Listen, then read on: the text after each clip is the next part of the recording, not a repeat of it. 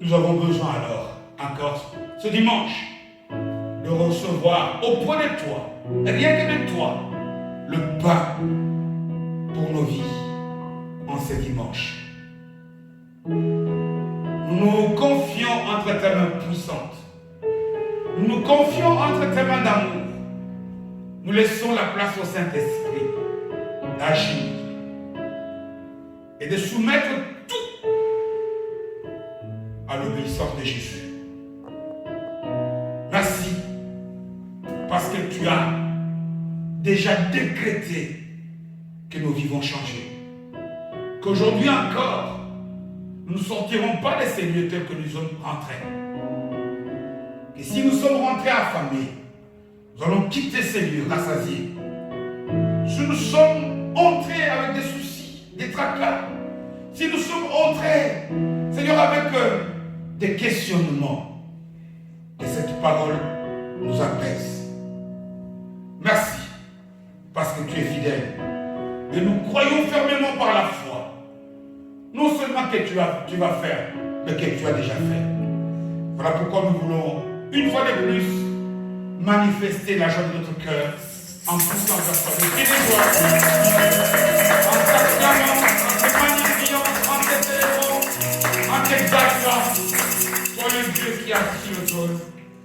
toi le Dieu qui fait des choses merveilleuses.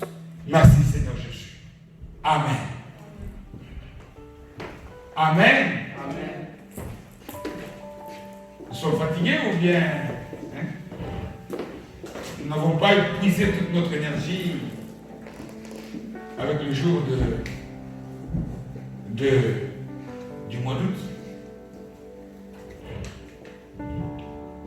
Nous avons gardé quand même quelques énergies pour donner un bon amen à notre Seigneur. Amen. Amen. Ah, c'est bien ça. J'ai entendu la voix basse du frère Jean-Marc. Il a une très belle voix. Tu peux très bien chanter, frère.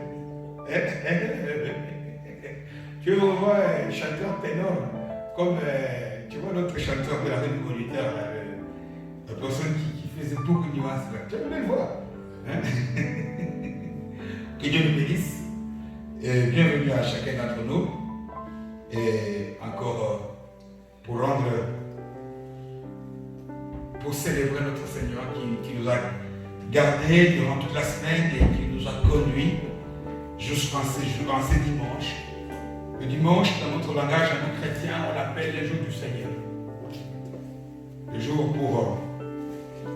C'est vrai que tous les jours appartiennent au Seigneur. Mais parfois nous avons des excuses. J'ai du travail, j'ai l'école, j'ai des courses à faire. Mais les dimanches, tout est fermé. Enfin, la plupart des magasins sont fermés. Et la plupart des gens sont libres des engagements de la vie. Alors nous pouvons occuper notre temps à plus célébrer, plus magnifier notre Seigneur. Et que Dieu bénisse aussi la chorale qui a travaillé hier à la cérémonie pour la Sœur Grâce, et malgré ça, il a quand même tenu à louer le Seigneur, ce qui est une chose merveilleuse. Amen. Alors nous allons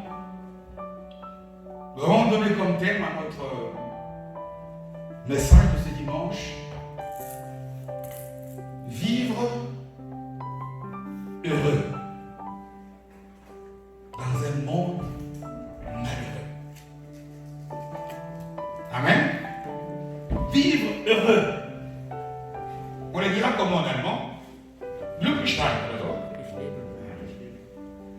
Ja, glücklich leben. Alors que nous sommes dans un monde où tout est fait pour souffrir. Nous l'avons évoqué ces dernières semaines, que lorsque nous regardons, nous jetons chacun d'entre nous un coup d'œil à notre vie individuelle, qu'on essaie de comparer avec ce que la parole nous dit, il y a l'impression que quelque chose cloche.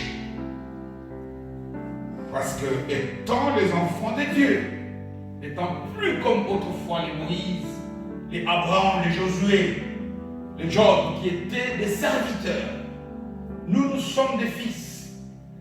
Et vous vous souvenez que dans la parabole du fils prodigue, lorsque le fils aîné vient pleurer parce que son père n'avait pas tué pour lui le veau gras, il dit: tu es toujours avec moi, et tout ce qui est à moi est à toi. C'est-à-dire que nous aussi, en tant que fils, tout ce qui est à Dieu nous appartient. Mais cela dans la vie pratique paraît être une illusion, un rêve. Parce que lorsque nous examinons non seulement nos vies individuelles, mais lorsque nous regardons, même nous jetons un regard à gauche, à droite, on regarde même la vie des autres, on se pose des questions. Lorsqu'on voit à la télévision, on met les informations, si on écoute 10 titres, il y a peut-être un qui est bon. La plupart des titres, c'est qu'il y a la guerre par là, il y a la famine par là, il y a une explosion par là, il y a eu ceci et cela. Et on se pose des questions. Voilà pourquoi nous devons bien suivre l'intitulé de ce message. C'est vivre heureux dans un monde malheureux. Ce qui est malheureux, c'est le monde. Et nous voulons apprendre comment dans ce monde malheureux, nous on peut vivre heureux. Vivre heureux, je tiens à préciser, ce n'est pas l'absence de soucis. Vivre heureux, ce n'est pas l'absence des difficultés. Vivre heureux, ce n'est pas ne pas être confronté aux montagnes. Non. À beaucoup d'endroits de la parole de Dieu, il est précisé des choses claires. Si nous prenons par exemple un verset simple, Apocalypse, 12e chapitre, verset 12e, il dit quoi? Je l'ai dit avec mes mots. Heureux sont les gens qui sont dans le ciel. Mais malheureux sont les gens qui sont sur la terre. Pourquoi? Parce que le Satan est ici et il est vraiment en colère. Donc les difficultés, il y en a. Jésus dit, vous aurez des tribulations. Mais il nous donne, Matthieu, Jean 16, verset 33e. Mais il dit que nous puissions tenir format quoi? À qui? Ben oui, c'est sa parole pour que nous... Donc il y a moyen. Les malheurs sont là. Mais il y a des choses que nous devons entreprendre. Pour que dans ce monde difficile, ce monde où l'apôtre Jean, il doit le dire aussi dans sa première épître, où il dit, le monde entier est sous la puissance du diable. Mais nous maintenant, nous sommes en train d'apprendre comment nous accrocher à Jésus pour qu'au-delà de cette souffrance, nous puissions vivre heureux. Amen. Tu peux être, je donne un exemple toujours. Regardez un peu un pays tel que le nôtre, même ceux qui n'ont jamais été dans ce pays-là. Mais même les enfants qui sont nés et grandis ici, il y a toutes les richesses au Congo, toutes les richesses qu'on puisse donner à une terre. Il y a la forêt, où quand il faut des engrais, ici en Europe, au Congo, lorsque les graines tombent, ils poussent d'elles-mêmes. Il y a quasiment toutes les pierres précieuses. Il y a toutes les richesses du sous-sol. Mais, allez regarder comment les gens vivent. Les gens vivent très malheureux, mais dans un monde qui est censé être. Donc c'est la même chose aussi. Ici, si les gens peuvent vivre pauvres, d'une manière misérable, dans une terre riche, il y a aussi moyen de vivre heureux dans un monde malheureux. Et c'est ça que nous sommes en train de chercher. C'est ça que nous sommes en train d'apprendre. Une des clés, il y en a beaucoup. Nous l'avons abordé les dimanches passés. Faire attention à l'information. Tu es assis comme ça. Je suis assis ici. Tant que je n'ai pas l'information que un tel de mes proches est malade, je suis bien. Mais il suffit que je puisse avoir cette information, mon humeur change. Amen. Il y a une puissance terrible de l'information. La personne qui a fabriqué ces micros, c'est parce qu'il a reçu l'information sur la manière de le faire. Et il a fait les micros qui nous aident. Quand j'ai dit nous devons faire attention à l'information, ça ne veut pas dire que nous devons refuser l'information. C'est que nous devons mettre un filtre. Vous savez ce que ça veut dire un filtre en allemand? C'est quoi? Filtre. Pour essayer de laisser passer dans nos oreilles des bonnes informations. Et un filtre avec des mailles qui arrêtent les mauvaises informations. Parce que tout est là. Et nous allons voir aujourd'hui que la pensée de ce dimanche va dans la même direction. Pour essayer un peu de voir comment l'information peut faire vivre la bonne. Mais si on n'y prend pas garde, comment l'information peut tuer? Amen.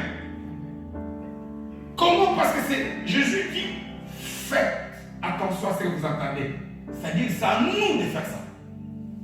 Tu ne peux pas te mettre à genoux, te mettre à jeûner et commencer à dire, mon Dieu, oh Jésus, aide-moi à ce que je puisse filtrer. Non, il nous dit, faites attention. C'est une tâche que nous devons faire. C'est un effort que nous devons faire pour être de ceux-là qui n'écoutons que la bonne information, celle qui sauve, celle qui aide, celle qui nous manifeste ce qu'on appelle dans le langage spirituel la grâce de Dieu. Amen. La grâce de Dieu, c'est vivre, manifester la grâce de Dieu, c'est vivre une vie qui nous rend heureux dans ce monde difficile, dans ce monde où tout est fait pour que moi et toi nous puissions vivre malheureux. La grâce est appelée, la parole l'appelle la grâce est source du salut. Et dans le salut, il y a tout le bonheur que nous cherchons. Amen. Parfois nous prions, nous disons, oh mon Dieu, guéris-moi de la maladie, donne-moi ceci, donne-moi cela, donne-moi le travail. Ce n'est pas ça. Il y a des gens qui ont beaucoup d'argent aujourd'hui. Tout le monde ici peut en citer. Mais qui souffrent. Mais le problème, ce n'est pas d'avoir beaucoup d'argent. Le problème, c'est d'avoir la grâce. Parce que la grâce donne le salut. Le salut est le bonheur que Jésus te donne à vivre heureux, même sans argent. Amen. Donc, nous sommes en train de travailler sur ces notions-là. Nous allons aujourd'hui enchaîner pour voir comment est-ce que une information, l'unique, peut causer du dégât, mais la même information peut aussi causer du bonheur.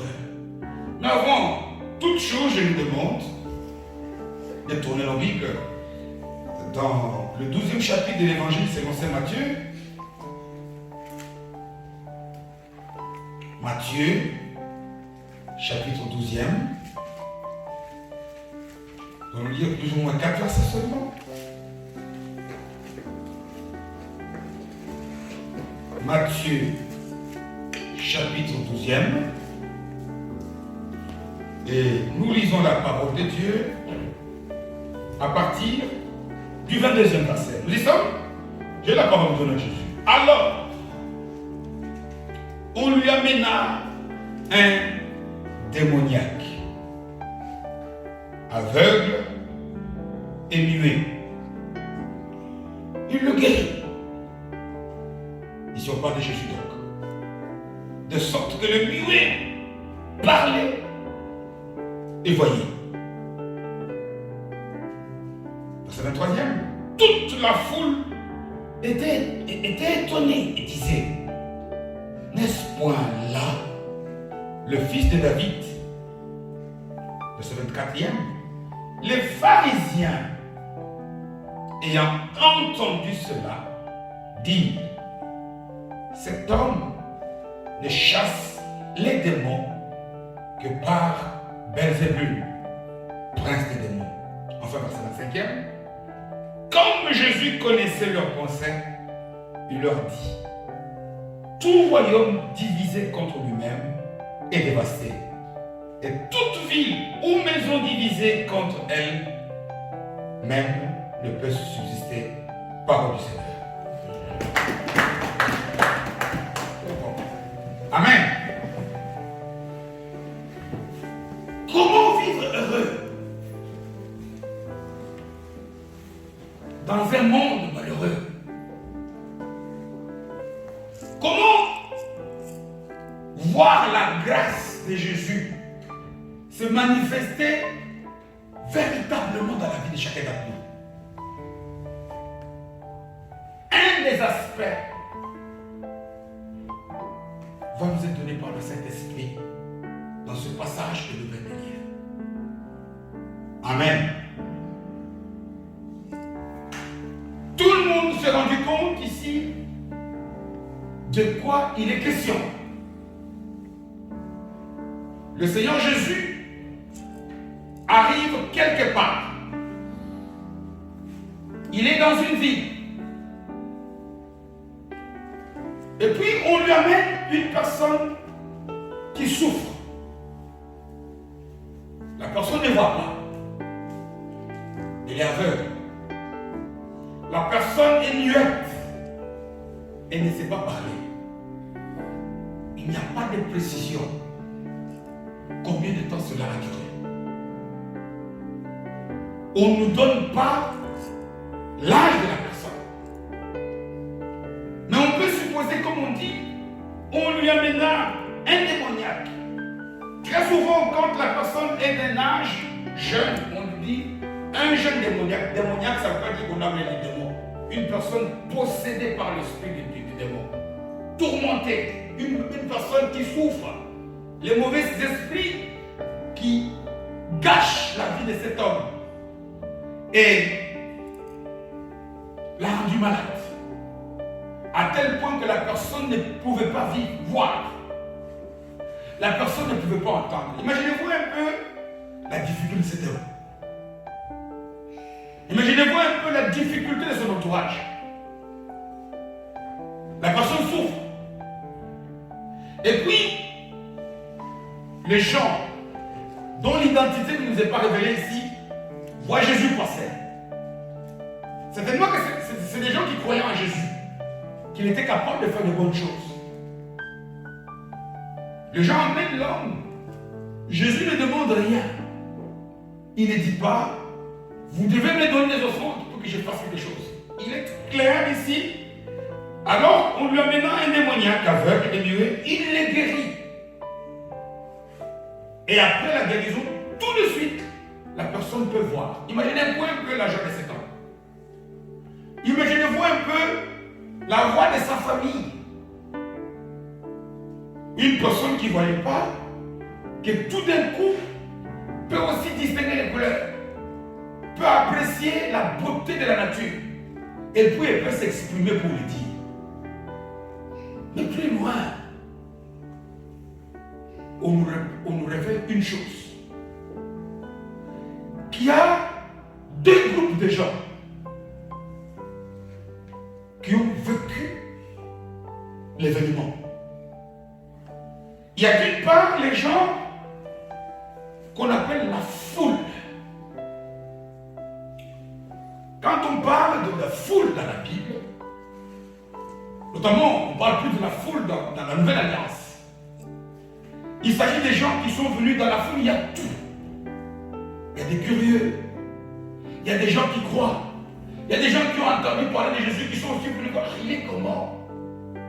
Mais ces gens-là dans la foule qui est mélangée, la foule qui peut avoir beaucoup d'opinions, la foule qui peut douter, quand ils vivent le même événement, l'information qu'ils reçoivent, c'est que Jésus est qui? Jésus est le fils de David. Fils de David, nous l'avons déjà partagé ici. Ça voudrait tout simplement dire le Messie qui a été annoncé. Dans l'ancienne alliance, beaucoup de prophètes, Dieu par la bouche de beaucoup de prophètes avait donné les signes que le Messie, qui venait, le Christ qui devait venir pour le salut du monde, comment il devait être? Un des signes, c'était que il devait être de la descendance de David, du roi David. Et puis, en plus de cela, il devait faire beaucoup de miracles. C'est ce que Jésus fait. Mais regardez que, dès que Jésus fait ces miracles, la foule reçoit l'information que ça c'est le Messie. Mais pour le même miracle, on qualifie d'autres personnes des pharisiens. Les pharisiens sont des gens qui lisaient la parole de Dieu jour et nuit. C'était des religieux. Les pharisiens, c'était des gens qui croyaient, qui savaient que Dieu est. Mais des religieux. Mais eux, ils reçoivent une information contraire. Quelle information qu'ils reçoivent? Verset 24e. Ce qu'il fait, c'est avec l'esprit du prince des démons, Belzébul. Amen. Nous devons faire très attention ici parce que j'essaie d'être un peu tout, tellement c'est important. Ici, nous remarquons qu'un même fait peut être vécu par deux personnes, mais il est fait différemment. Ici, nous sommes aussi en train de voir que quelque chose peut être un bonheur pour moi, mais un malheur pour l'autre. Amen. Ici, nous sommes en train d'apprendre que, attention, nous regardons nous tous la même chose, mais nous ne voyons pas tous la même chose. Voyez comme nous sommes ici au culte ici. Pour certains d'entre nous, c'est un bonheur. Mais pour d'autres, mais qu'ils terminent vite, qu'on rentre. Comment ils parlent longtemps comme ça? Le même culte. Et je connais quelqu'un, je peux penser que lui, elle, la personne, je n'ai pas dit que c'est une fille, elle pense que non. Le même culte ici peut être un bonheur pour quelqu'un. Le même culte ici peut être un malheur pour l'autre. Le choix, ce n'est pas Dieu. C'est les gens qui le font.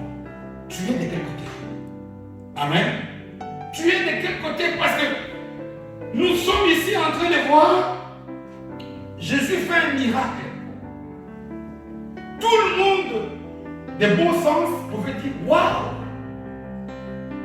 Cet homme ne voyait pas. Cet homme peut voir. Cet homme ne parlait pas. Cet homme peut parler aujourd'hui. Quel miracle! Mais non! Pour les uns, c'est le diable qui agit. Et pour les autres, c'est Dieu. Même fait. Ici, il y a déjà une leçon que le Saint-Esprit veut te communiquer, que veut me communiquer. Le bonheur, vivre le bon bonheur, c'est un choix que nous devons faire par rapport à ce qui se présente devant nous. Tu peux être ici, tu as tout, mais tu vis malheureux. Tu peux être ici, tu n'as rien, mais tu vis pauvre. Parce que c'est un choix. Il n'y a pas ici un fait qui fait que lorsque nous disons, il y a des gens, par exemple, quand il a la couleur rouge, c'est beau. La même personne déteste la couleur bleue. Quelqu'un d'autre déteste la couleur rouge. Ici, nous avons le reflet du fait que, attention, quand on parle que nous devons faire attention à ce que l'on entend, cette attention-là, quand Jésus nous met en garde, c'est tout simplement parce que c'est à nous, c'est les yeux, c'est l'appréciation que nous-mêmes nous donnons au fait, qui fait que ce fait-là peut être un sujet de joie pour nous ou un sujet de malheur. C'est un fait particulier. Et c'est la grande leçon que j'aimerais ici de partager, nous tous, et à tous ceux qui auront la grâce de suivre ce message. Nous le voyons ici. Il n'y a rien de parfait pour tout le monde. Il n'y a rien qui puisse faire l'unanimité pour tout le monde. Pourquoi? Parce qu'imaginez-vous, si moi et toi, nous nous plaçons à la place de Jésus, quelle serait ta réaction? Jésus fait un bien à une personne qui souffre. Et à gauche, il y a des gens qui disent gloire à Dieu. Et à droite, il y a des gens qui les condamnent. Ils disent ce qu'il fait, c'est le diable qui le fait. Mettons-nous maintenant à la place de Jésus. Parce que c'est ce que nous allons vivre. C'est ce que nous allons expérimenter. Des situations comme ça sont des situations que chaque jour, même après ce culte, tu vas les vivre. Mais ça va dépendre du choix que toi tu fais, qui va faire en sorte que tu puisses demeurer heureux ou pas. Lorsque nous suivons la suite du texte, ça c'est le résumé de notre message d'aujourd'hui. Parce que nous avons lu que le verset 25 qui dit Jésus qui a lu les pensées, qui a compris leur intention, il leur a tout simplement dit tout royaume divisé contre lui-même sera dévasté. Et puis le texte continue, on peut le lire. J'aimerais moi ici nous aider à tirer quelques leçons essentielles qui vont nous aider à bien terminer ces mois d'août et commencer le mois qui vient. Il n'y a pas d'unanimité. Si tu cherches à être apprécié par tout le monde, tu vivras malheureux toute ta vie. Quoi que tu fasses, quoi que tu fasses, quoi que tu sois, il y aura toujours des gens pour t'apprécier et il y aura toujours des gens pour te critiquer. Tu tends tes oreilles à qui? Parce que si tes yeux et tes oreilles sont toujours fixés sur ceux-là qui te critiquent, tu vivras en souffrance toute la vie que tu vas mener sur cette terre. Amen. Parce que quand je dis les yeux fixés ici, dans le texte qu'on nous précise que les gens ont parlé, ils ont dit, ils ont crié, fils de David. Les autres ont dit, il le fait. Mais parfois le message n'est pas tout simplement de paroles. Le message que les gens nous adressent peut être par exemple une attitude que les gens ont devant nous. Quelqu'un par exemple qui lorsqu'on agit, lorsqu'il nous rencontre, son regard est un regard de mépris. Il est en train de nous dire que nous sommes un fils du diable. Il est comme des pharisiens dans ce texte. Quelqu'un qui lui par exemple nous regarde avec des yeux d'amour, mais il est en train de dire que nous sommes les fils de Dieu. Nous sommes les enfants de Dieu. Donc, ici, nous devons savoir que si tu passes ton temps, je ne peux pas faire ceci, je ne peux pas faire cela, parce que tout le monde, je veux faire quelque chose qui soit appréciable de tous, tu perds ton temps. Regardez même Jésus. Dans ce que Jésus a fait ici, qu'est-ce qu'il y a de mal qu'on puisse le critiquer? Donner la vue à une personne aveugle. Donner la parole à quelqu'un qui ne parle pas. Mais si quelqu'un qui ne fait que 100% du bien comme ça est critiqué, et toi et moi, pourquoi je dis ça? Il y a des conséquences. Tant que nous sommes en train de vivre partout, à l'église, dans nos familles, au travail, à l'école, partout, dans le bus, nous serons toujours des sujets d'appréciation des autres. Nous serons toujours des sujets, comment dirais-je, je cherche le terme simple, dont les actes seront toujours jugés par les uns et les autres. Et le jugement que les gens font de ce que nous faisons, ou ce que nous disons, est très important. Amen. Aujourd'hui, vivons dans un monde où la critique est facile. Les reproches sont faciles. Les avis et les opinions des gens sur nous, nous les vivons tous les jours. Nous devons faire attention. Pourquoi? Parce que c'est la manière dont moi et toi, nous allons, comment dirais-je, chercher à gagner ces combats. C'est-à-dire avoir ma vie qui regarde en direction de ceux qui m'apprécient. Parce qu'il n'y a personne que quelqu'un fait qui soit détesté par le monde entier. Non. Comme il n'existe rien que toi tu fasses, que moi je fasse, qui soit aimé par tout le monde. Ça n'existe pas. Tu ne peux pas dire, moi je ne vais pas là parce que dès que j'arrive, on me regarde mal. Tu ne trouveras nulle part où on va te regarder, où tout le monde va te regarder bien.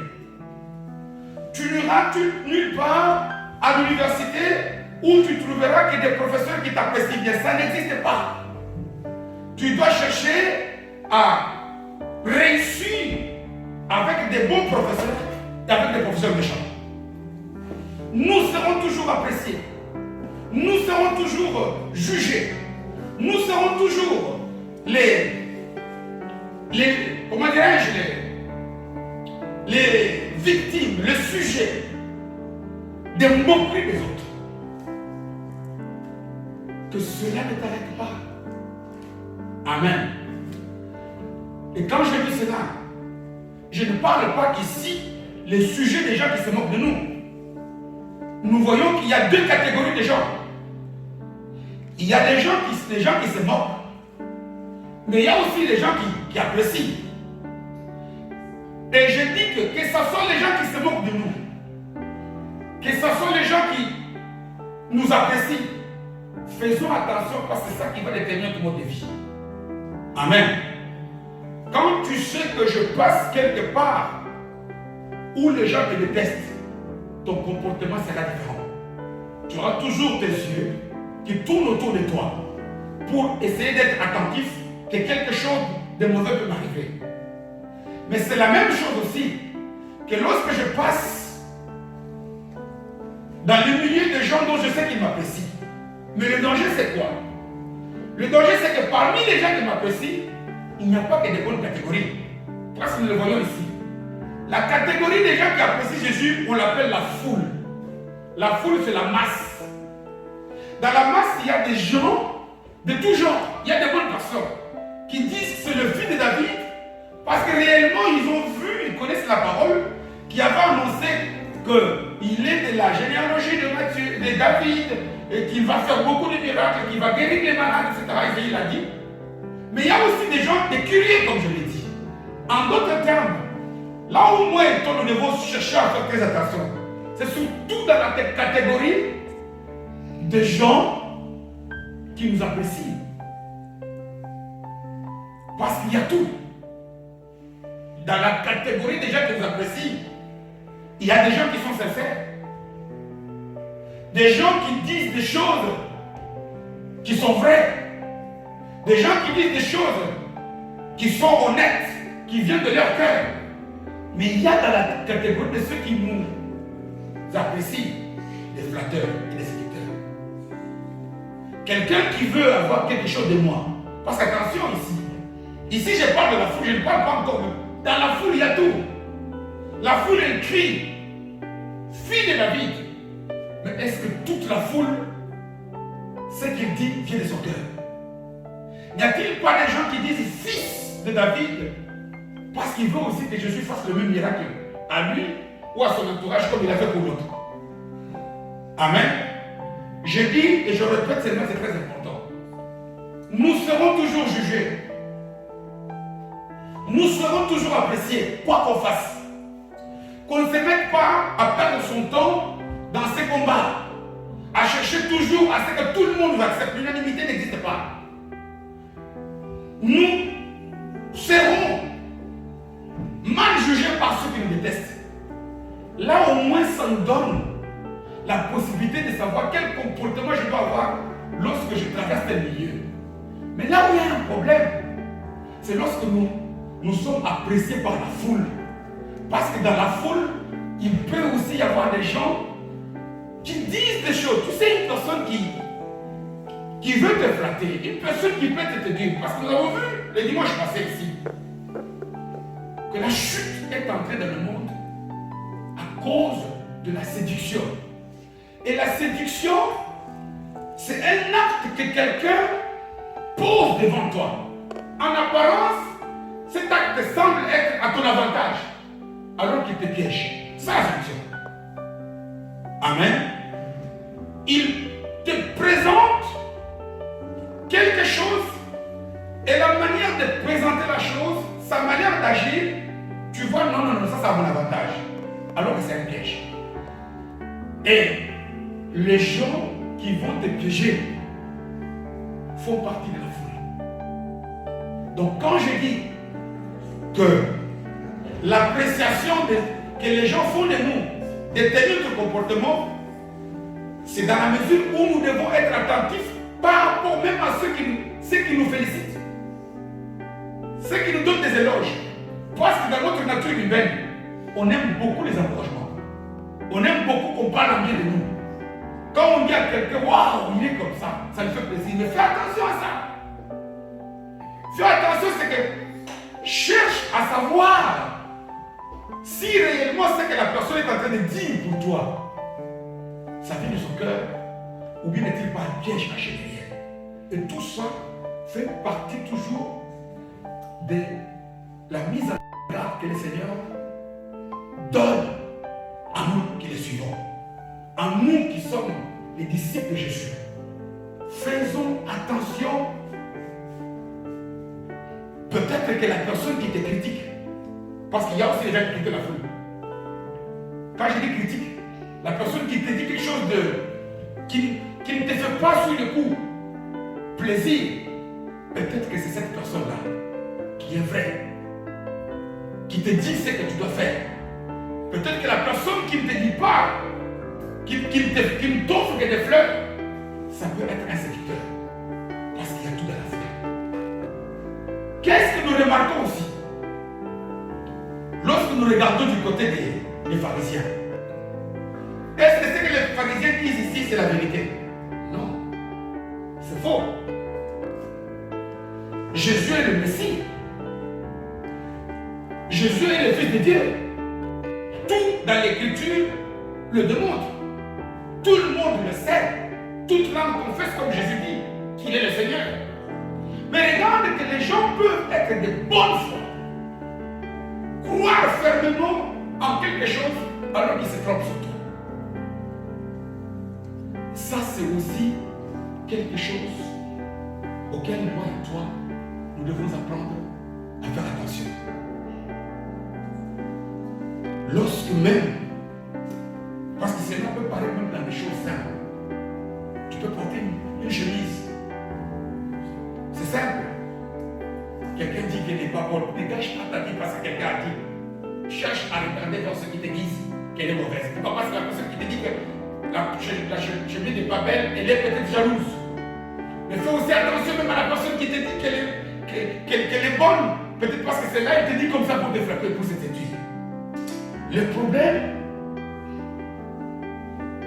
sur lequel le Saint-Esprit veut insister sur chacun d'entre nous, c'est de savoir ceci. Je dis, lorsque j'ai annoncé le message,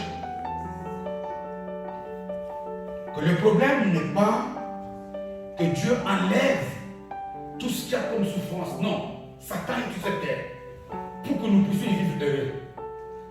Le problème, c'est le mode de vie que moi et toi nous devons mener, qui correspond au goût de Christ. C'est cela qui va te donner le salut. Or, Jésus dit ceci.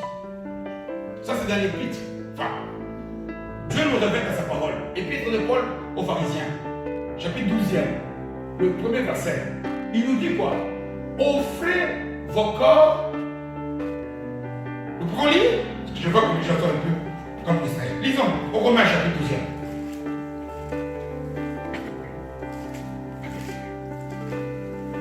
Romains 12e. Je sais que les corps sont fatigués, peut-être que mon long discours risque encore d'augmenter la fatigue. Nous y sommes. Romains 12e, verset 1er seulement. Je vous exhorte donc, frères et sœurs, par les compassions de Dieu, à offrir vos corps comme un sacrifice vivant, saint, agréable à Dieu, ce qui sera de votre part un culte raisonnable. Ce que Dieu attend de toi et de moi, c'est que nous puissions lui offrir nos corps.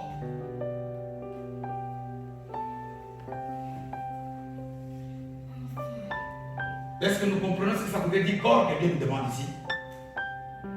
J'insiste beaucoup, pourquoi? Parce que nous, chrétiens, nous confondons beaucoup le corps et la chair. Quand on nous dit, par exemple, de crucifier la chair, nous croyons que nous devons crucifier le corps. Non. Par la grâce de Dieu, plus tard, on verra. Notre corps est l'étape de qui? doit pas détruire le corps, c'est ce qu'il dit. Tandis que notre chair doit être tuée. Or, Dieu nous demande en tout temps de lui offrir notre corps. Comme maintenant, Dieu veut pécher. Il utilise le corps de qui? De moi. Si je lui prive de ce corps, c'est comme si je peux utiliser je lui prive mon corps, c'est comme si je veux dire Dieu ne donne pas le message à ce peuple devant moi. Dieu a envie, par exemple, de gens pour chanter. Vous lui offrez quoi? Vos corps. Dieu a envie des fidèles pour venir au corps, nos corps. Dieu a envie, je ne sais pas moi. Or, un corps, pour qu'il puisse être disponible à Dieu, ce corps doit être en bonne santé spirituelle, c'est-à-dire être de bonne humeur. Alors que nous vivons dans un monde où tout fera tout pour que nous puissions être.